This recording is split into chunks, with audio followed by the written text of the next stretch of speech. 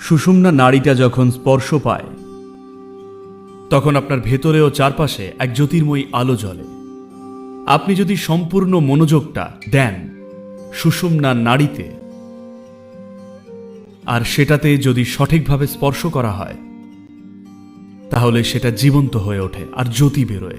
একবার আলোকিত হলে ধীরে ধীরে শক্তিটা খুবই অল্প সময়ের মধ্যেই পরিপক্ক হয়ে উঠবে আর শক্তি মুক্তির অবস্থায় পৌঁছবে, জ্যোতি বেরোবে, আত্মজ্ঞান প্রাপ্ত ব্যক্তির আভা থাকবে।